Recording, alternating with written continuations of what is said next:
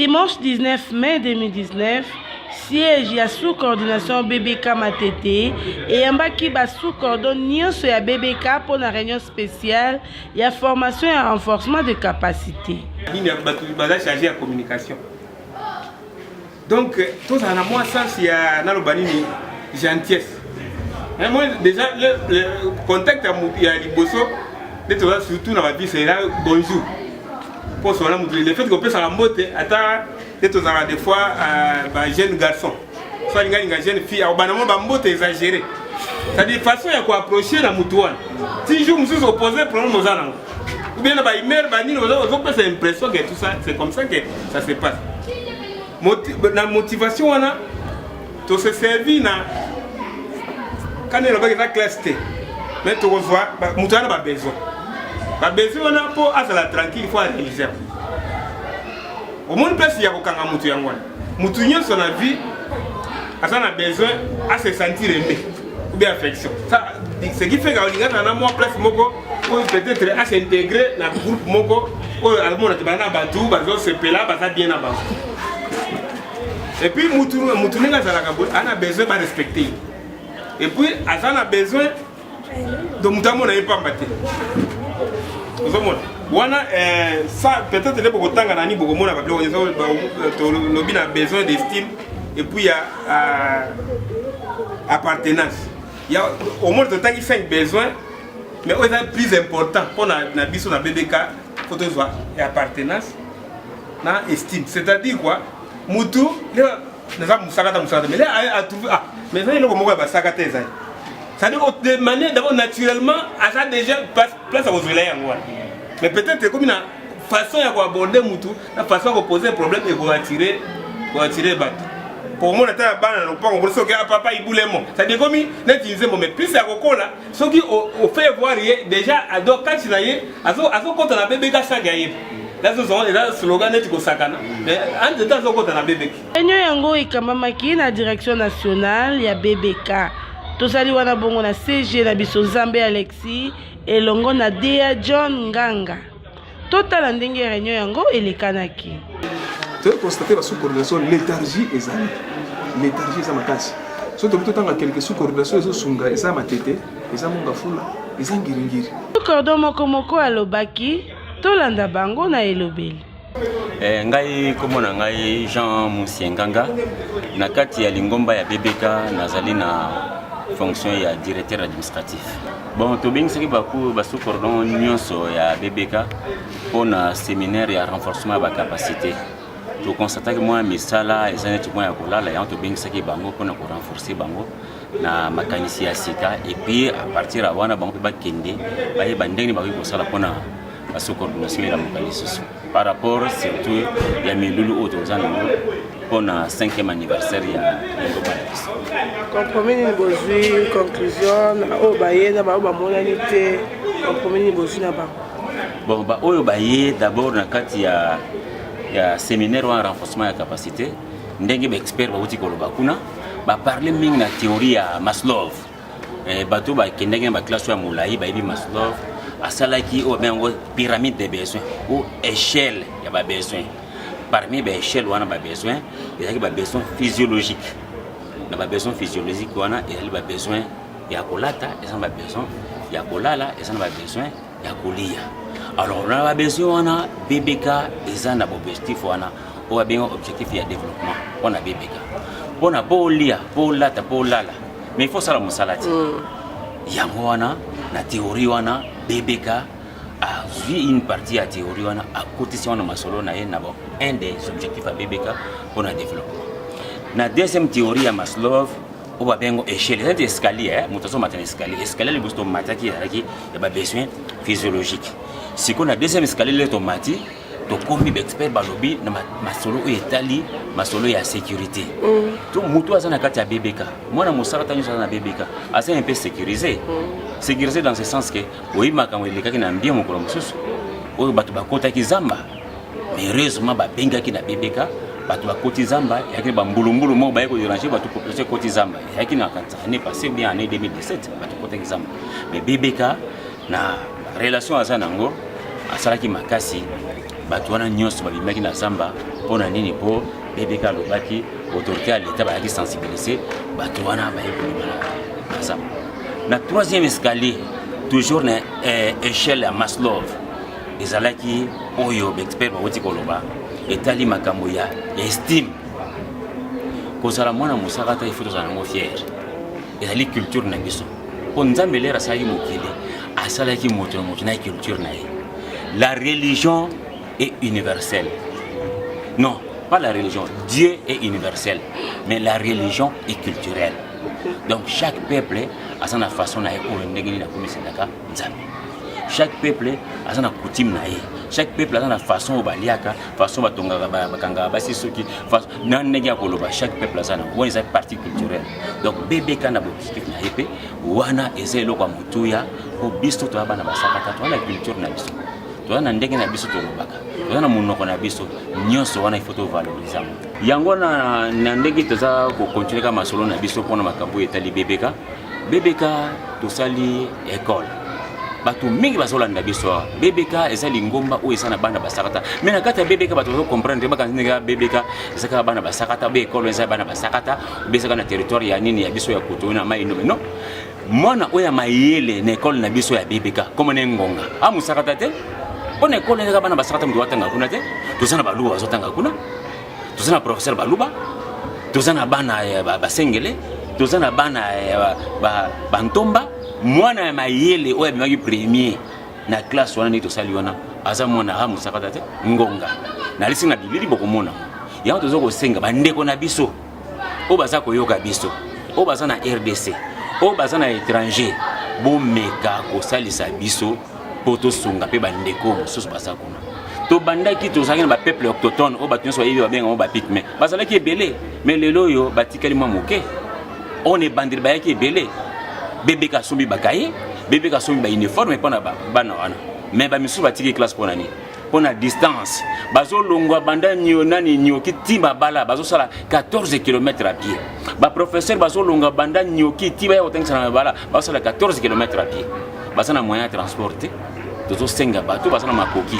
basenga biso pona ka ba professeur ba lukata ba vélo ba no permettre bango bakene otengisa ka bana nakati po école wana bana bafuta kati zango yo fele eza école fele mais tozo senga bato basana makoki na même na niveau ya gouvernement mais ben individu nyonso mutu nyonso yo organisation religieuse so bomoni bozana eloko ko sala te soki nini o eloko moza na ndako za musala te boya ko tikela biso yango e ko sala musala ya mingi kuna pa itozana intérieur donc naza ko insister les sous bande ko botika biso te yali musala oyo BBK zani ko sala pour ba professeur de foot bango na mbongo na biso ba cotisation ba membre et puis mususu utana poche ya yemoko le président le visionnaire ingénieur Blaise Montpere. Petit biso komona yo po ebisi biso na BBK uzanani. C'est monsieur Olivier Mokuba, chargé des programmes na kati ya lingomba ya BBK bana basakata ya Kinshasa. Merci tomoni ba sous coordonné sur basangani lelo na matete yo zali chargé ya programme solo nini pe liboke nini omemeli biso na mokolo lelo.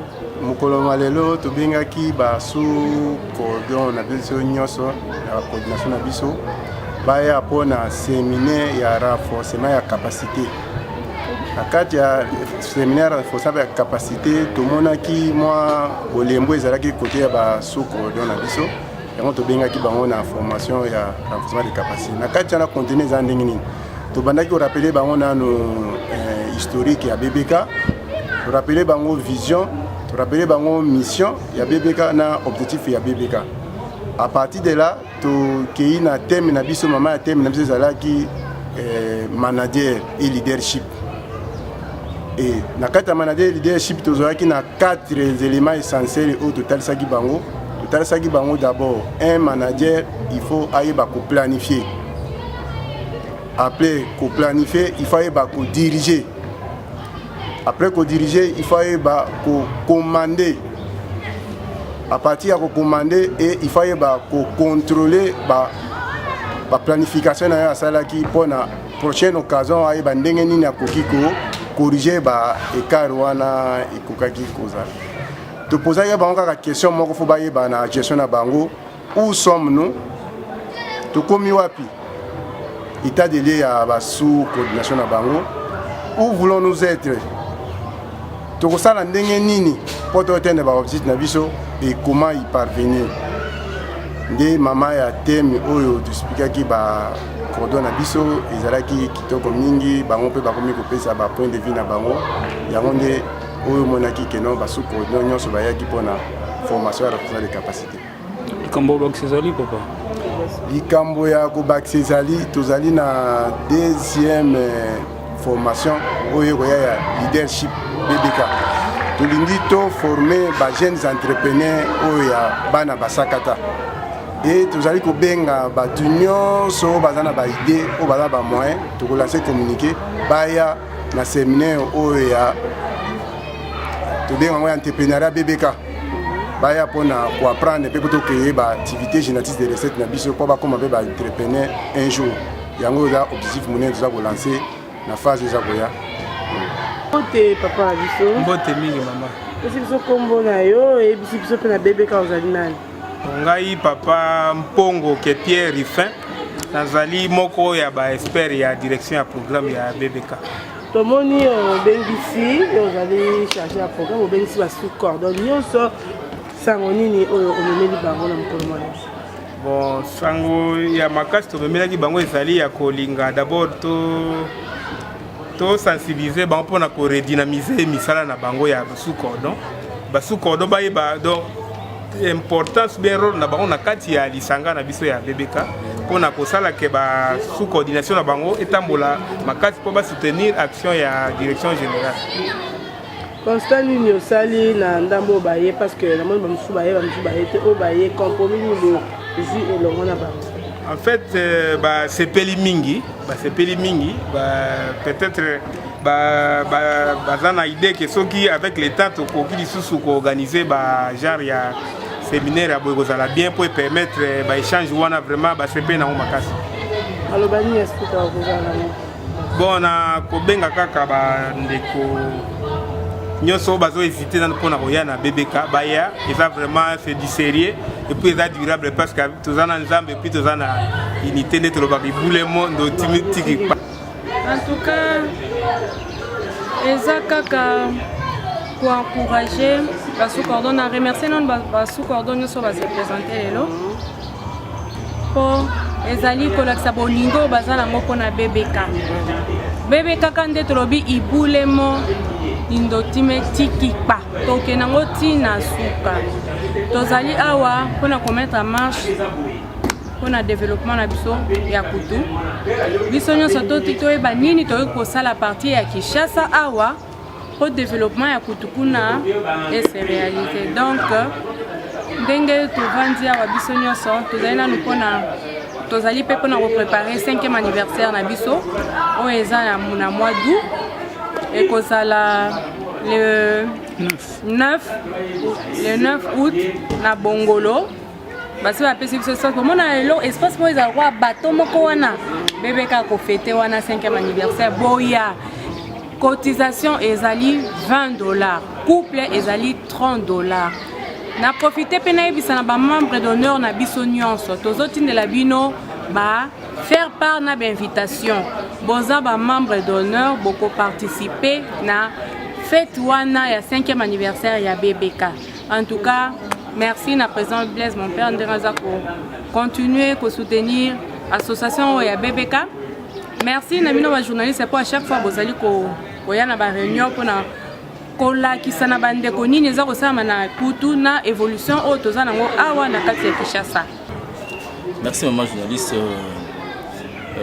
Non c'est moi qui BBK ezali aspellement mukete eza ya munene oyo eza qui défendre Maïndombe particulièrement quelque chose à kutu. Donc c'est-à-dire sur l'initiative il y a président mon père ça dit que le lot totalement mis sur côté na biso kuna to wuti na Maïndombe particulièrement na kutu et a créé qui sous coordination na niveau ya Kinshasa même au niveau intérieur et je suis parmi la sous cordon ya au bazan na Kinshasa ça dit il y a un programme ezali ça va programme ba projet pour na BBK ça la pour na développement na biso na biso ya Maïndombe le ezali le séminaire au bazan sous coordination nyonso pas ça sur directif ça va orienter qu'est-ce qu'on peut faire pour le développement il y a mort en abisso. Et on est vraiment content. Et tout s'appelle en Mingi parce que tout gérer la sous-coordination il y a BBK. Donc tout gérer biso on a idée na biso, il faut gérer des outils la pièce pyramide. Bandi ça li kititi na biso tout ça la idée ezali na vision ya visionnaire na biso par Blaise mon père et na idée surtout développer mo na biso pour na ça on biso na baso na idée na so baso connaissance te il y a na idée ko ezali et outil pas ya ba charger un programme ya développement mo na biso on tani lelo ba cadre so ba directif et on demi tout ça na yango voilà un peu ça na organisation nyonso esengaka na ngonga moko boye kovandisa bandeko parce que moi ba sous cordon baza poumon ya BBK ne peut respirer qu'au travers de ces sous cordons yango to bengi bango na moi séminaire atelier ya renforcement ya capacité to bengi bango pour ba mekana ko revoir moi gestion na bango parce que mon organisation se sengaka na ngonga moko yeba to uti wapi to komi wapi sikoyo tozo kende wapi tozo projeter à venir c'est pourquoi to bengaki bango lelo to kutana na bango tout ça na moi séminaire et renforcement des capacités au tout ko sala mkona lelo bon constat ni moni na séminaire en ndenge pesami na obayete constat ni ngosali voilà na constaté que bande kuma mingi bayete mais comme le quorum était atteint yango na to pasaki na séminaire na biso omoni bande ko belé bazolala bande ko bazolala mingi parce que omoni bato balobaka biloko basaka te kumela kate zala ba chinois omoni BBK depuis BBK ko 5 ans na bandi c'est la première et la seule organisation à bana basakata oyo et comme bamboule belé boy parce que nous sommes déterminés nous avons une détermination d'aller jusqu'au bout ya mission na biso pe objectif na biso o to biso moko to kati c'est-à-dire que to mema province na biso Maindombe pe territoire na biso akutu na développement na yango alors bandeko o bazo yate bazo continuer na kata léthargie bazo continuer ko lala ba ko tikala kaka mama train se comme na gare soki basi ba siffler train de maraka soko za na mbango lando koti soko za na mbango to tikala na gare no kei baninga bakei donc bandeko bazo comprendre na nuté qu'il faut to kende liboso il faut to sana makama minene pour déjà de to sala makama minene oyo déjà ba to sala ba preuve nango ba bazo comprendre te vraiment ils ne s'apprendront quand même voilà. Le mot de la fin. Ouais, le mot de la fin, parce que le mot de la fin, c'est la gare, pour te coucher dans le thé. Pour le lelo, il a pas su que pour nous lelo. Na pesi d'abord merci na bande ko nyonso ba lelo. On va répondre positivement à l'appel de l'ancien Bango. On va participer à un séminaire de renforcement des capacités à lelo. J'espère que Bango peut transmettre fidèlement na bande ko sous coordination au Bango bazali ko diriger.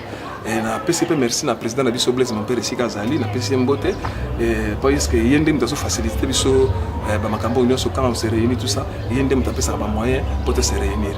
Alors na bande ko oyo ba yete mukona lelo na bandi to bandi séance à liboso lelo to continuer na séminaire na biso ya renforcement des capacités. Je crois que prochainement ba oyo ba ko bimaka ka libanda ba ko rattraka ka train. Je crois que nous allons prendre des décisions qui s'imposent. S'il faut changer, s'il faut remplacer la bango, la vision, on va épouser vision la vision. Merci Mingi na bandeko balandi émission Éco de Maindombe développement. Merci la direction et programme ya BBK. Merci la direction nationale ya BBK. Sans oublier l'ingénieur Blaise mon père Kenta, le président de BBK, et sponsor mon aîné à émission Nabiso. Totondi bino botondi pour vos fidèles na émission Éco de Maindombe développement. Vous s'abonnez et belez la chaîne Nabiso YouTube BBK Asbel.